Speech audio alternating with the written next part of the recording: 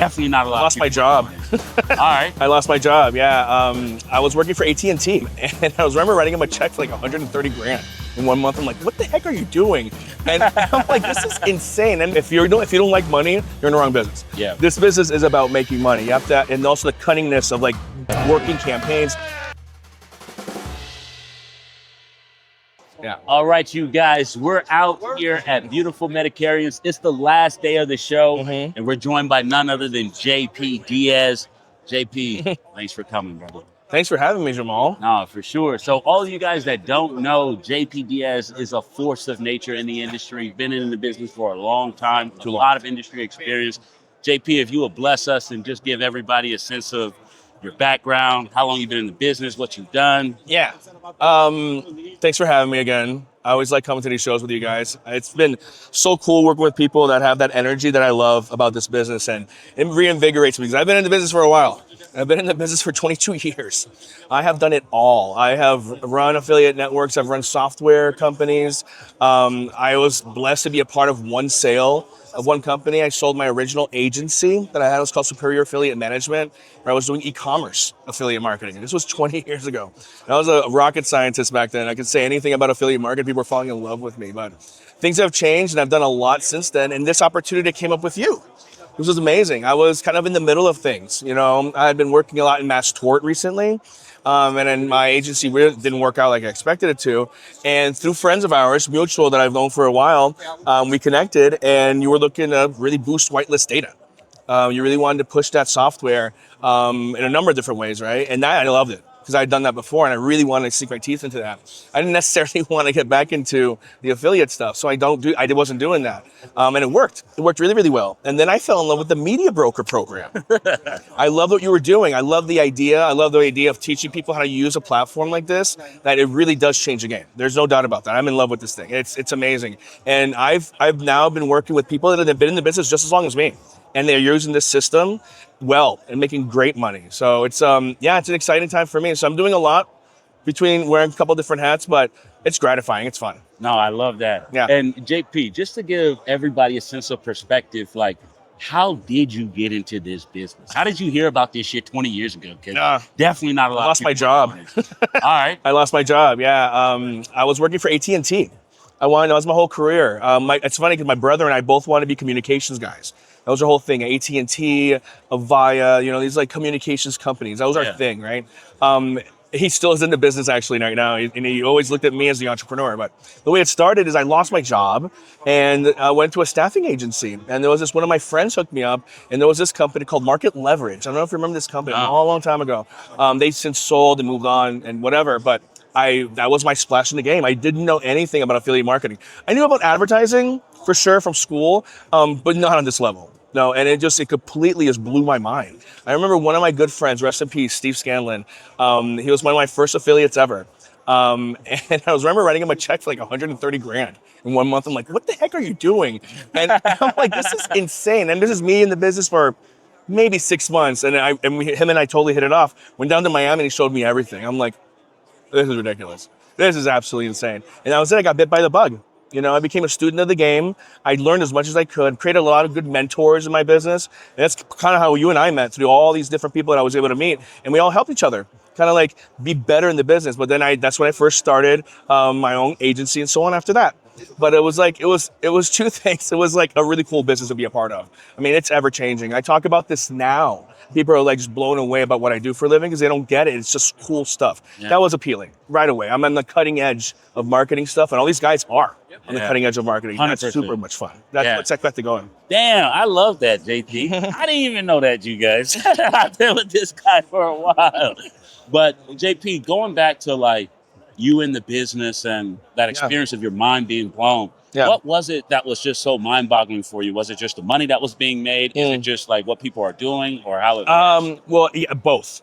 Both, yeah, because if you don't like money, you're in the wrong business. Yeah. This business is about making money. You have to, and also the cunningness of like working campaigns, being up all night, being clever about your marketing.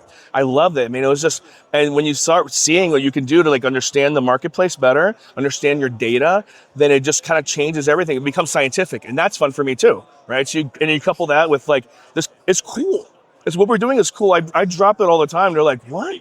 Yeah. You do SMS marketing? How does that work? And it just blows people's minds. So it's still cool. Yeah. And that's what kept it going for me. But yeah, money is a huge part of it, man. I mean, you run a good campaign. You could be running terrible campaigns, and all of a sudden, wham, you hit it, and you're making 10 grand in a couple of hours. And you're like, oh my God, thank God it worked out. But it's a lot of tenacity, a lot of hard work, a lot of networking. That's a big one for me. Mentorship. Like a lot of my people in my life paid it forward. And I still do it now. Like I meet people all the time, young, especially now with the media broker stuff we're doing. There's a lot of these youngsters that are kind of asking me that sort of advice. And I always paid it forward. That's always got me back to where I run into people now. That's why we come to these shows. Yeah, I'm like, hey, I met you 12 years ago, bro. And I'm like, it's so good to see you doing well. It's crazy. And I connected like that because I created that network of always paying it forward. That's one thing I teach people is that, you don't want to be that guy holding the secret sauce, right? Yeah. I got the keys to the kingdom. No, that's not how it works. The ones that really do make it work, they're constantly sharing. They're constantly going through big pitfalls, right? They're sharing the same pitfalls. And when you have those conversations, that's when you make the real money. And also, it's a great family. Everybody loves each other in this business, man. They all want to see each other prosper. It's all hugs and kisses. It's really cool to see. No, I love that. Yeah. And like going back, how long ago did you experience your first conference? That's when I was working with Market Leverage. It was actually funny. It was Affiliate Summit. Affiliate Summit had a cruise. Oh, yeah. It was like it was the first time Affiliate Summit was ever done. It was Missy Ward and I feel like that's a great idea because everybody's trapped. Yeah. I have nowhere to go with Talk Shop. But that was like one of the first ones. I didn't go on the cruise, but I learned about the cruise. I'm like, what the hell is this all about? And it was Market Leverage at the time. This is literally 22 years ago. There was no conferences out there at all. There was nothing like that at all. And there was maybe Ad Tech. If you remember that one, that's an old school one. That was in New York. That was a big one. But even there was more like Madison Avenue executives. Nothing about performance marketing. Yeah. Affiliate for some, it was all about performance marketing and just blew people's minds. And they had a show in Orlando. It's the first show I ever did. Oh, I was game over at that point. It was so much fun. The bug quickly. Right here. Like I was just loving it. I was like, give me more of this. And I made so many great friends. How important do you think that is for new people trying to get into the business to experience their first conference, go to events? Second to none. Yeah. Because you sit there and you're kind of clocking away your computer. And what's the expression? You can't be the smartest guy in the room if you're the only one in the room. Yeah. You know what I mean? You're arguing with yourself. And that's why I needed partners. Like that's part of what I do now with you. It's like I need partners. I need people to work with me and give me ideas so I can balance and make things work. That's what changed everything, right? Because when you do those conferences, you are talking to the same people with the same problems, right? They're like, oh, you have the same problem with your Yahoo ads? Old school. Yahoo ads? And like, yeah, for sure. You break it down, right? And that's what changed everything. And before you know it, you're helping each other grow. But that when that happened, yeah, I wanted to go to every conference I could find. I didn't want it. I also, being close to my affiliates in Orlando, we had, Missy Ward, of course, right? She's from Orlando, and she created kind of like the first, meetups of sorts in Orlando. A lot of marketing legends that I learned over the years, we all just helped each other out. And that changed my life, for sure. Because if you're trying to be the master of all, you're a master of none. And you think you have it, right? But no, when you're sitting with people in the same shit you're doing, and they respect you too, right? You're like, they listen to what you're saying, they put it into practice. It's cool. It's really, really cool. And I want to kind of talk about something else real quick, JP, because the other great thing about coming to the conference is seeing kind of what the next wave is. Oh, sure. Right? What's booming? What's hot? Not, yeah, all that type of stuff. Mm-hmm. And I do think a lot of people get caught up where they try to niche down too much, where they don't realize that all these different industries and verticals are cyclical. Yeah. Like, since you've been in the business, how have you seen like the cyclicalness? Yeah, the different cycles that it's all crazy, these dude. industries and verticals go through. One good example is SMS marketing. Yeah. It's a really good, because I kind of had my splash in the game in SMS marketing. With my original agents, my original partners, Josh Brewer, he's with Concussion Media now. We're still very, very close, but he was my original business partner in this whole thing about SMS. We were engineering it, right? So nobody did it before. Right, nobody did any kind of like SMS marketing. We were kind of just splashing into the game, and people loved it, and they got afraid of it. They're like, I'm getting too many problems, too many this, too many issues. And usually what happens when affiliates Love my affiliates, man, but when they grab onto something that's cheap, they'll destroy it. Oh, yeah. They'll destroy it. A cheap traffic source, they'll just destroy it to the ground. That converts? That converts well and is cheap. I'm in. I'll get anybody from any country or the world to do it and multiply and destroy it. It sucks, right? Yeah, because now you're defending the bad guys, and you've been doing good business now at this point almost 4.5 years, right? So it was impactful for me because then it's died, and everybody walked away from SMS. Guess what's hot right now? that was about 14, 15 years ago. Now everybody's dying for SMS. How do I get back into SMS? And all the regulations changed.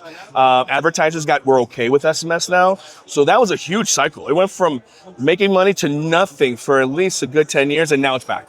Yeah. Right. So that's a very, very good example. But I mean, everything comes full circle in marketing, right? That's one thing I've learned. There's that big mistake, like with SMS, everybody dropped and had problems with complaints or lawsuits, whatever the hell happened. Everybody got scared. You fix it. Yeah, we had to create better regulations, better policies, our own best practices too. I talk about that. Like we taught ourselves to be better marketers, not worse. Yeah. We're not terrible at it. We just made mistakes and people didn't know what's going on. Right now, the regulations are built and now it's back. Yeah. Right. So that's the one thing I learned about those cyclical marketing practices, that it usually dies. Something goes wrong, and we fix it and move forward. And it becomes better and cheaper.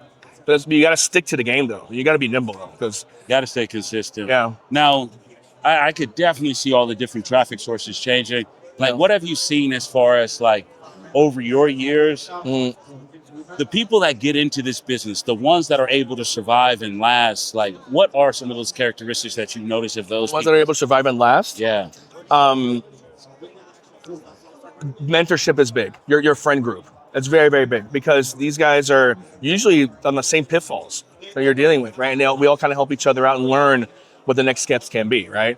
So that's one thing. And you also have to pivot fast. You have to pivot fast. Like if there's it could be a marketing method, or it could be a vertical, right? That just was smashing, all of a sudden it's gone. Mass tort's a great example of that. Those campaign budgets die fast. Like immediately, and you're like, oh yeah, it's a boom and bust. It's boom and bust, and then you have to be nimble. You always have to be what's next. It could be outside of mass tort too, right? But and also keeping your marketing methods secure and strong. That's the biggest longevity of it. If you've got something that works with email, keep it going, right? You have a system that works, you'll be able to fix it, and usually the vertical is the problem. Right? Or maybe your system of SMS, like it died, it's still there, keep nurturing it, right? But then start paying attention to the vertical. Look for the verticals that would work well with SMS. That's what all my guys are. They're constantly hunting, like, that's perfect. Snagged it, right? You got to be on top of also first market. You got to be fast. I mean, when the campaign budgets go, they go. You know what I mean? You can't be second to the horse. So you got to really stay on top of your game to survive. Like and sometimes you're lucky and a campaign just works well forever. People don't have any problems for years, that sort of thing. But 80% of the game is based on that. You have to be very, very nimble, very, very fast. Working with networks like yours, for example, you guys are constantly looking for that new vertical that satisfies your base, right? That's what these guys need. That's a huge part of, making sure you have a good longevity in the game. Good partnerships. Because those partnerships they'll last you forever. I've got partnerships I've had for 15, 20 years that still pay off. So if you've got a good partnership, keep it strong, because your reputation is number one in this game too. That's probably the last thing I would add to the whole thing about longevity. Your reputation. You've got to be honest. You can't say you're running inbounds and calling them live transfers, some dumb shit like that. It's terrible. Oh, it kills us. Yeah, and that's where your reputation dies, and then you're repairing for years. Yeah. I've had people that are still trying to kind of crack the egg, like, not working with Billy. Nope, stay away from him, and they have a bad rep, and you're done. Yeah. Right? So reputation's huge. Honest, forthright, transparency. Don't play cloak and dagger games. Don't lie. Right? Keep it real. And even if you think something is sketchy, bring it up.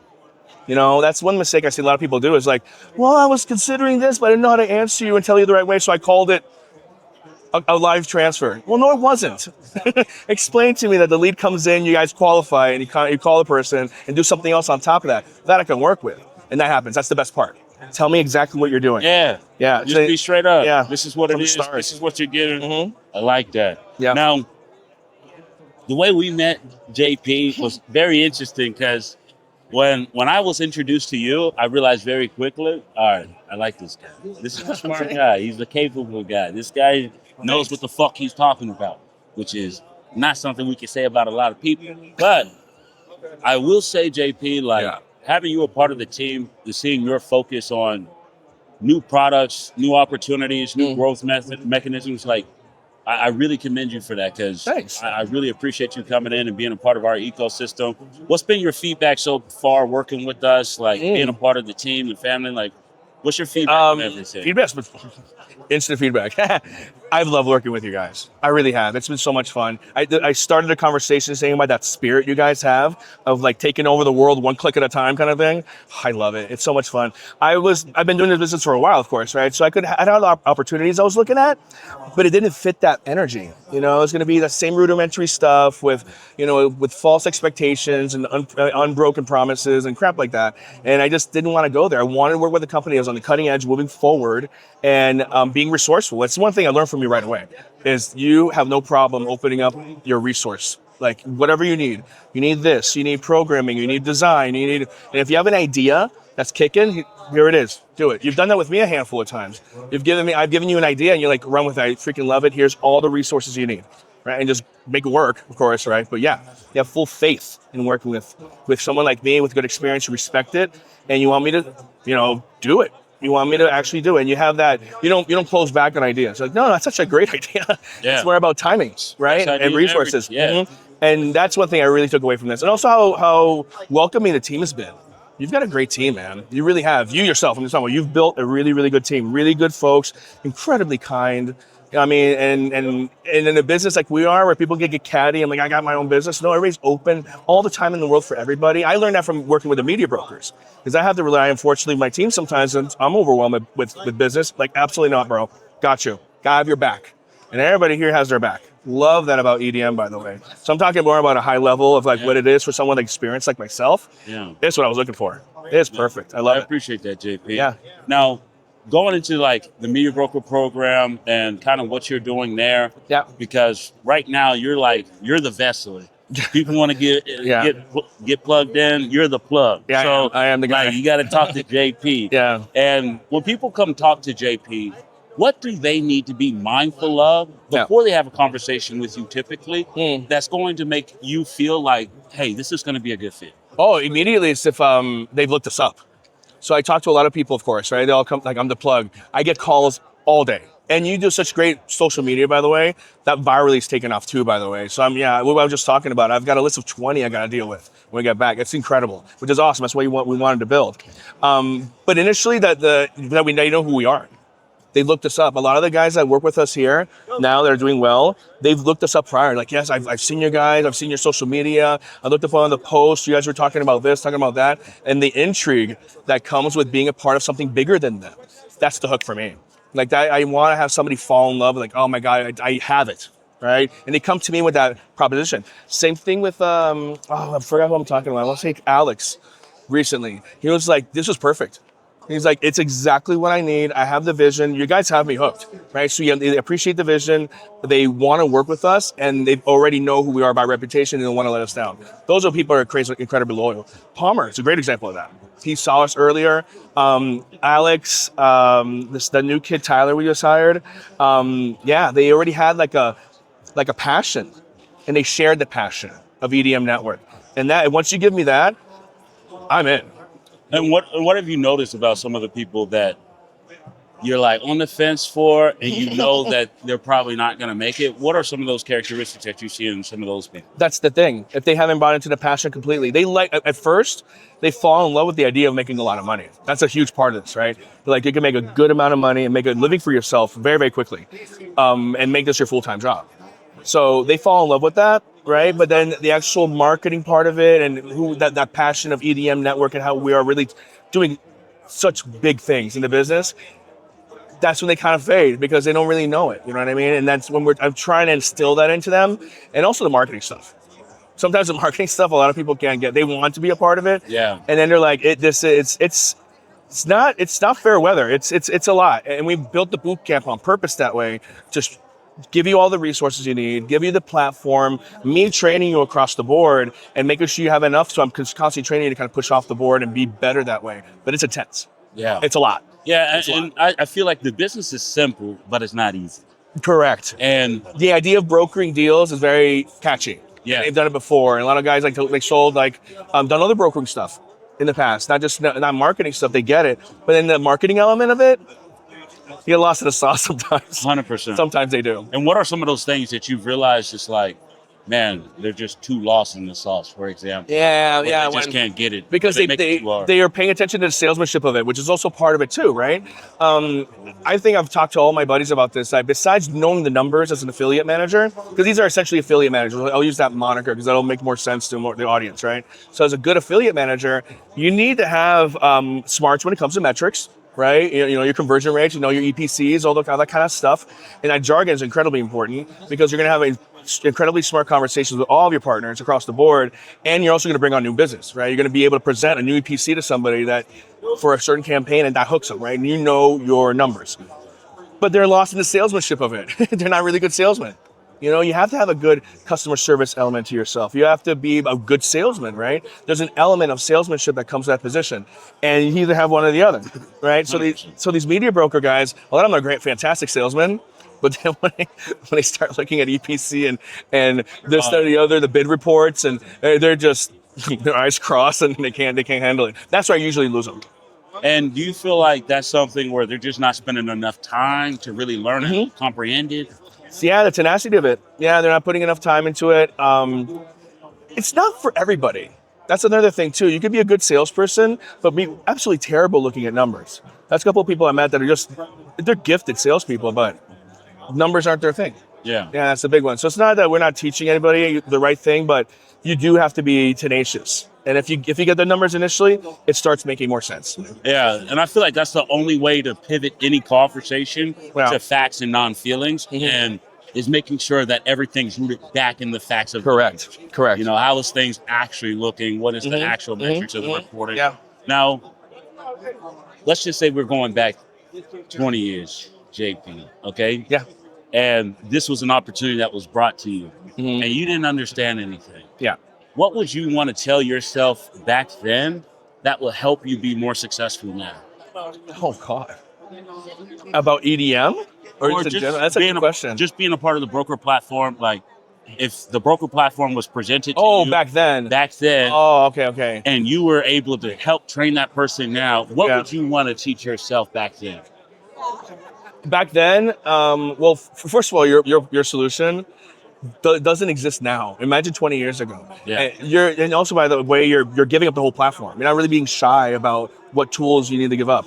People don't do that, man. And back then, 20 years ago, no, it was like this very iron curtain of anything you were doing. Nobody talked about anything. Nobody gave up numbers. You know how you say you boast number? They didn't do that stuff. That's a different thing, right? So that's one thing that I learned about this whole EDM thing. Like 20 years ago, it didn't exist. Back then, I'd probably teach myself to. If there was one mistake I made, it was not working better internationally. That's one thing that I did make a mistake on, because I did have that opportunity working with guys like out of when I was doing some of the adult stuff. Eastern Europe. Yeah, Eastern Europe, and I had a really good network that way, but I didn't nurture that. And that's one thing that kind of like fell a little bit, because that's, man, I mean, once, like, just like us, you know, when you get to that level, now you're talking like commission junction levels, you know, and that was one thing I could have had an opportunity doing, but I didn't really concentrate on. I was working international, and we do that now. We make it a point to work international and make it part of who we are as a company. But back then I was a little dumbfounded there. Yeah, so you would definitely broaden your horizons, because I do think some people are very restrictive to working with international partners because they don't know them. They may have a little accent. They, work in a weird schedule. It's one of those old school things, man. Yeah. I mean, back then it just wasn't. You didn't go there. No, and you had to really push through a lot of barriers. If you were somebody from India that wanted to work with an affiliate network, you had to go through a lot. Yeah. People thought Rita and I were crazy going to Pakistan and India and all these crazy countries. I bet. Of course. Yeah, it was such a taboo thing. Yeah. I just didn't go there. Oh man. Now, all right. Expanding your horizons with international partners. Yeah. What's something else that you want to make sure that you taught yourself to do when you were first getting started that would have accelerated your growth and your ability to grow personally? Oh, that's a good one. It was the big when I was already growing my own company at that point, right? So when I first started in the game, I was still working for affiliate networks and stuff like that. Then I finally branched out on my own, relying on giving up to partners. That was a big one. You know, like I was being a little bit close to the vest. I didn't want to give up too much power because I didn't want to get screwed, and that created anxiety across the board. And the partners are getting fickle, and that was a bad one. That's something I would have taught myself better. That if I really wanted to expand, that I needed to like really trust my partners. Like I really needed to trust with everything that I'm doing, and which is kind of similar to the media broker thing. You really are trusting together within your partners, and when you think you've got it, share it and move it forward with your partnerships, and that'll help you grow. I was a little bit shy back then about that. It was, we're talking my mid-20s. Like I was very, very shy, very new to the game too. And also just in general, like law stuff, legal, like really be smart about your marketing. That's one thing I started doing later in my career, but early in my career, I was kind of just brokering deals and stuff like that, right? But yeah, really learning the game. You know, regulations, what's going on. And I became a student in the game, and that's part of the reason I work with whitelist data so well, because I know all those compliance standards, TCPA this, FTC that, whatever you want to talk about it. I could talk about it on a very, very good level because I've lived it, and also I know all the right partners to get the right data for it. So that does make you stand out in the game. So if I was going to get anybody advice here, outside of just brokering deals, learn the game. Learn the game of compliancy, or maybe the vertical specifically, and fall in love with it. Just become a student of that game. Before you know it, you're an expert in whatever. Call it Mass Tour, for example. But it's a big differentiator. Because right now, most of the youngsters that I see, I'm comparing myself back then now to what I see now, because I see a lot of the same mistakes, is they're just so concentrating on brokering deals, right? And if they stick to that, then they think that that's how they're going to grow.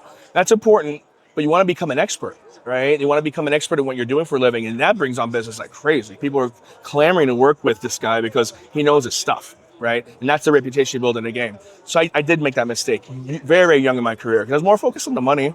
And then when you start focusing and start making money, you're not really kind of paying attention to the compliances and stuff like that. You know what I mean? I 100% feel that. And I do think you can get in trouble very, very quickly, not focus on regulation, compliance, things that are going to... Be a smart marketer. Yeah. Gotta I went down and I fucked up sometimes, but yeah, I came back up, and that was part of it.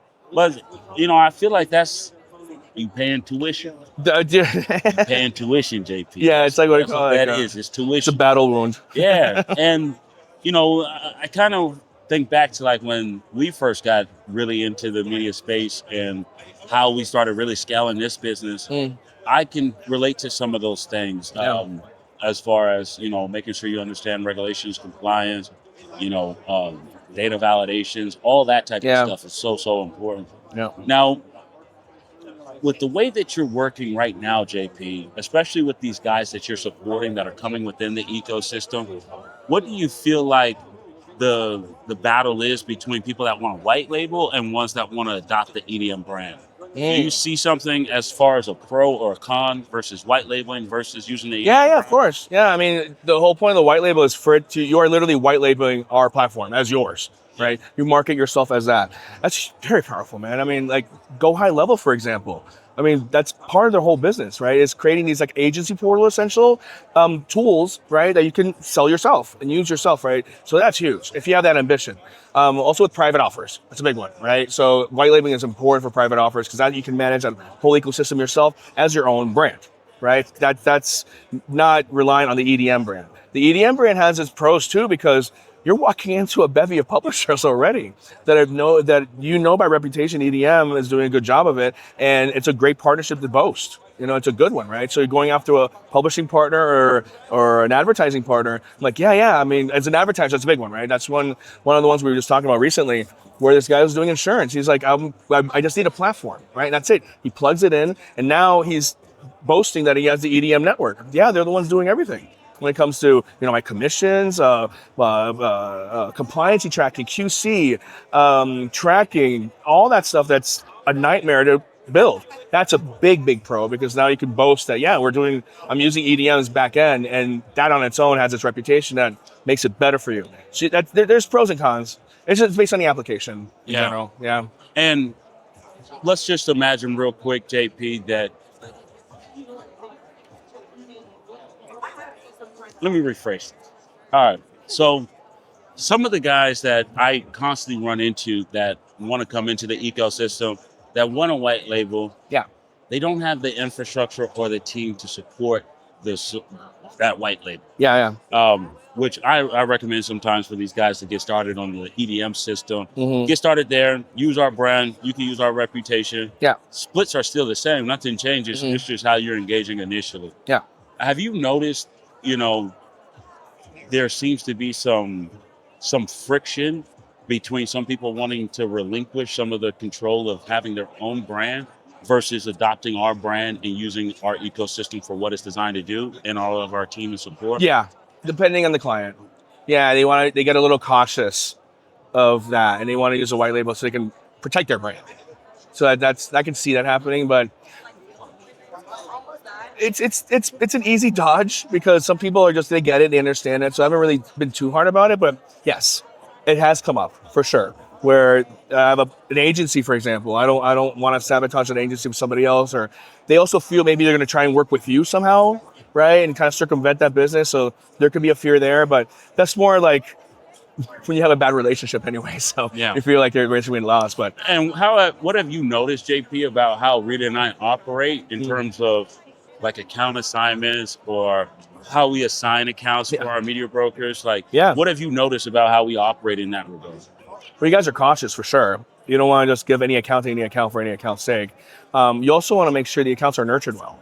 You don't want to give an account just to just for account's sake, because we have so many applications coming in, right? So we are being cautious about, who gets assigned an account and how the account gets nurtured. We're asking all those questions. Like, who did you call? What'd you ask? And now more than ever, we're paying attention to not just making it just who are you conversation. It's what are you doing conversation with the publisher, and starting there, right? And then we kind of go backwards based on our compliance questionnaire, right? I mean, and whitelist data is part of that for sure. But yeah, we start really drilling these accounts, and we're asking and making sure that the media brokers are doing just that, right? We're not just taking any comers, right? So we are asking those questions, and then we also go through our application process too, anyways, right? So that's a big thing for sure. You guys are very aware of how to manage these accounts because you guys have done it on that level, so you know exactly what it takes to make sure you have good relationships, and we do. And what about those people that are hesitant to, like, let's say you had your book of business, JP, and you were bringing that into the ecosystem. Has there ever been a situation where you had an account that is unassigned in our system and we haven't assigned those accounts back to those users? No, correct. Yeah, exactly. No, we never had a problem with that. Never had an issue with that at all. It's not our thing. We're not in the business of stealing lists of clients. Actually, this is your words. Because I remember one of the first conversations you and I had. I'm like, that's a lot of data. You know what I mean? There's little nefarious characters out there you got to be aware of. You're like, a list of numbers is nothing. It's what you do with that business. And I've seen it with you guys. I've seen these clients that I've tried to work with, and the way you guys work with them, it's a different connection. So you can have a phone list of all you want, and we're not going to do anything with it because it's not our business. That's why these clients feel good about it, because they know it's their clients. They know we're not in the business of taking your client list. That's not what I'm worried about. What I'm worried about is how you're using my system, right? But yeah, I've had zero run-ins with that at all, actually. Yeah. Don't do no fuck shit. That's what I really want to make sure the message is clear. As long as you're not doing no fuck shit, we have no problem. But correct. If you're doing some fuck shit, we're gonna have a big we don't want that problem. Yeah. But we just want good people, JP. And I think a lot of people aren't used to our style in the business, which is very wild. Like, it is. How's it been working with Rita in terms of like having that energy around you? Because I don't think you can compare a lot of people to that energy. No, it is an alpha male. It's like what do you call it? I was using about BD, like your rapper's favorite rapper. Like when it comes to his natural gift of energy and business development that way. Oh, it's amazing. I love watching it. It's incredible. And he's always got a crazy idea that comes up with. And he's also a big family guy. He loves camaraderie. He wants us to have fun. He wants us to enjoy each other. We're doing these shows, and I've done that with kind of like the EDM House like we have. Yeah. I've done that, and it sucks. Everybody's doesn't want to hang out with each other. That energy is kind of a little bit off. And all we're doing is trying to essentially save money on the Airbnb or whatever, right? No, we're playing games and it's constant energy. It's so much fun. It makes everything just easier, better, and also very lighthearted. You know, we are working, right? No, don't get me wrong. There's real numbers, there's real data, there's real dollars being spent here, and he keeps that real all the way across the board, but with a true sense of humor, making it fun. Right? We do have problems, but it doesn't come down to like pointing fingers or being rude or anything like that, because I've been in those environments. That's tough. Like you have really mean and gross bosses, essentially. No, he's not like that. He rolls with the punches, right? You guys deal with a lot of stuff, not just what we deal with in our own business, right? And you guys have a constant positive attitude. And Rita's a huge part of that. Huge. That energy is incredibly infectious. You don't want to let him down, and he doesn't want to let you down. It's really, really fun. Now, and for some of those new brokers that are coming through, that may get some of that tough love that comes through, like how do you think they should actually internalize that energy? They don't take it wrong. They don't take it wrong. I haven't had any problems with the guys like, oh, that was this or that was that. You know, like almost like getting your feelings hurt. Yeah. Never happens. They get it. They see it and they get it because it's real results. If anything, it inspires them. It really, really does. And it is tough love sometimes, but if you really are, like I told you, falling in love with the passion EDM, that's nothing. And it really doesn't bother them. They take it well. They're like, yeah, I heard, you know, like Rita talked to me this morning, kind of told me this, but I loved it. It's all good. It actually made me think differently. And it's the truth. So that's, if you have tough love like that, you got to be a true loving person. You just can't be tough love. Yeah. He is that loving human. So yeah, he'll give it to you sometimes, but it's real shit. Yeah. And you don't want to let him down. And it's all love at the end of the day. No, I feel that. Yeah. And, you know, from all these different shows and conferences that we go to, like going back to like the EDM House and how we actually get together like that, what have been some of the best moments that you've seen, JP? At EDM House? Yeah. The most legendary moment was just it's a few days ago. I'm still recovering. So, do you want me to tell a story? We had a Drink Champs episode. All right, so Jamal was on this big kick about apparently I'm a freaking fish when it comes to alcohol. Like I could put it away like nobody's business, right? And it was this guy was grinding like, man, and he just asking me questions and stuff. He was really intrigued. He just wouldn't let it go. But then we ran into Raleigh from Round Sky. He's an old friend of mine, old friend of yours for a long time. And then the first thing you thought about was bringing this up. We're putting on the booth, and the first thing you bring up is like, yo, Raleigh, I'm so glad I ran into you. You know JP? He's like, yes, I know JP. He's like, he will drink you under a bus. And I was like, well, hello. And Raleigh is a legendary man himself, right? Yeah, he ain't turning down the challenge. No, he loved that challenge, and he was gonna do it. And I'm like, and I skated on it, didn't pay attention to it. I was hoping he forgot about it. And then we're sitting there a couple of nights ago at the EDM House, right? Because we're all just hanging out, having a couple beers here, kind of thing. But you know, it's kind of that time of the night. We got to do something. And he's like, I'm doing it. He locks eyes with me like, I'm doing it. I'm like, doing what? And he's like, I'm calling Raleigh. And didn't even hesitate. Boop, boop, boop. He calls him. The guy's there in 20 minutes with 2 bottles of tequila the size of my head. Oh, it was so bad. Yeah. So him and I, this was, again, EDM House time. Yeah, I drank probably a bottle and a half by myself, between him and I, for sure. Craziest thing it was I've horrible. Ever seen. And horrible. JP was the same way. He could have had another bottle this morning. I woke up really well, actually. I was fine. Raleigh, I didn't even hear from Raleigh for like 3 days. Craziest thing I've ever seen. Craziest thing I've ever seen. That was fun, though. That was fun. It was fun. Such a good time. It was fun. It was like 15 of us, right? Yeah. And everybody was really, I felt like a prize fighter. Go, JP, go. But those are the moments, man. You want to have moments like that. And we're here working. There's no doubt about that. We got up early. You know, we were there at 9:30, ready to go. And by the way, we all share that responsibility. Like, we want to have fun, and we're all down for it. But yeah, when it comes to work time, we're there, which is really, really cool. We don't get to wake up somebody, get going. That never happens. Everybody's on point. But we can have fun, though. Have you ever noticed, like, there's nothing me and Rita would ask someone to do that we won't do ourselves? No, of course not. No. And I do feel like sometimes that can become a little bit of a constraint as well, because sometimes people get on their little high horse where they feel like they're too good to do certain things, JP. That comes with role, right? So they're thinking that their role doesn't fall into what you're asking them to do, right? Like I'm the janitor, and why are you asking me to wash dishes? I do janitorship, right? And that I could see a conflict with people with their own ego getting involved with that. That doesn't happen with me because I'm an entrepreneur.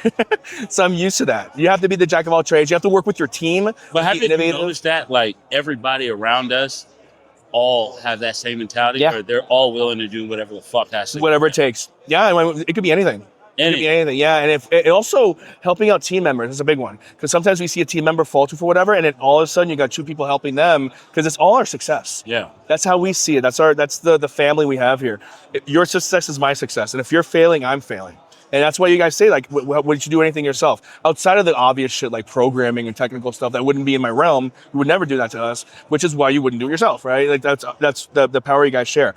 But we do share that for sure. Like, we do not like seeing people fail for whatever reason, or they're having an issue with an advertiser, maybe themselves, whatever it is. We're there, and we're helping every single time. Now, for those guys that are looking to come in, get started in the platform, what is the process for people to get onboarded as a media broker within the ecosystem, JP? Gotta talk to your boy, the plug. That's number one. Yeah, get in contact with me. We usually get on the phone and have an interview, essentially, right? I break down all the stuff that we were just talking about. You know, where's your passions at? You know, kind of. It's a lifestyle conversation rather than a marketing conversation. I want to know where they're at in their career, because you got to put a lot of effort into this. You got to put a lot of time. We're putting a lot of resources too, and we're not asking for anything in return, just your loyalty. So that's the conversation I have with them. So as long as they kind of pass that litmus test with me, we start our, depending on your skill set, right? Because we have people that they're smarter than me when it comes to this marketing stuff, and they're using our platform now. So I do a training class with the rookies, essentially, right? Maybe people in between, right? I've got a guy working right now, Marcus. He was an advertiser of ours, right? But he saw this on the media broker side, and he understood the advertising metrics a little bit, but not to the point where it could be part of EDM media broker program. So I size that up, and I build a training class, EDM Bootcamp. We do it for a whole 4 or 5 days, depending on kind of how it shapes out and how many people I have, but essentially 5 days of, boot camp training, showing you the whole download of everything that EDM Network does, how we work as a company, and our style of business. It's a big one, right? Because there's a lot of marketing people out there, and a lot of marketing companies and assumptions, right? Kind of what you're looking at when you're looking online, but this kind of ties it all in to how we do business. And then once we figure that out, get your producing business, right? Get out there, start reaching out to contacts. We may give you some, we may not, depending on how that works. But usually we do. We kind of give you a few leads here and there, see how you guys maneuver that, and get business going ASAP. And I'm there continuing to work with you as you kind of go along. So you're not by yourself. You're not in a silo or anything like that. You still have all the resources. Now you're part of the money-making team, by the way. So you're hearing all these morning calls. So now you're part of the whole ecosystem. And what's your feedback of those morning calls that we have? I love it. Today? I love it. It's great. Everybody's there. It's a great way to start the day. Everybody's working from home. You know what I mean? And you can have your terrible systems or good systems about that, but it's a great wake up call. And also stages the day. You know, I've even talked to a lot of our seniors, guys like Darren, stuff like that hear something. He's like, oh my God, I wasn't even thinking about that. You know, it could be a new publisher we brought on, a new advertiser. Like, you know what? I was actually talking to that advertiser like last month about something, and it created new business. And where maybe it wasn't there that morning, right? Yeah. And that's the biggest power I see in that call. It's really, really cool. And everybody's excited to jump on the call because they want to hear their successes, but also kind of chew the fat on problems, right? There's always problems, right? Always. And we bring them up in that environment where everybody chimes in. And it's very powerful because it puts you, also creates creating tasks. It's tough when you're at home because it's all in your notebook, right? But in the Monday morning call, you're literally sharing your notebook. You say, look, I got this today, I need this today, right? And that's what you're sharing and also learning as you kind of go along. So it's amazing. And also it's inspiring because all the media brokers hear everybody's success. It's like, holy shit, this guy just have $30,000 yesterday? And that's enticing. They're like, how do I get there, right? And that's cool. Because it creates, you want your name in lights, right? As any performer, you want your name, you want the scoreboard lit up as number 1, number 2, and number 3. And that creates that environment too. And it's very, very clever. It's well done. I love this, JP. Guys, I could do this forever, but I'm getting the signal, JP, we're going to have to do this again. Yes. If there's one final message that you want to be able to send to everybody out there that's either in transition right now, looking for a new opportunity, want to get help, you know, maybe where you were at 22 years ago. Yeah. What is that message that you want to leave them with that you think will be able to help guide them in whatever direction they want to go? Kind of follow your instinct, I think. That's a big one. Be aware that if you are starting in the business like I did before, all those things I was saying before are super true and haven't changed. create a great network of people around you. Everybody's going through that same struggle as you are. They're all sharing that same stuff. Create that little family, and it'll take you to the next level. But when you do find something that works, like something like this, stick to it. Stick to it, make it work. Don't be fickle. You can, I mean, that's one thing as marketers, you can jump off of a bunch of different stuff. I'm gonna try everything once, and that's not what it is, right? If you find something that works, stick to it. Give it a shot. Give it a shot. Don't give up. Love that. Guys, you heard it here first. We were joined by the one and only JP Diaz. JP, thank you so much, man. Thank you, Jamal, man. This was really fun. Yeah.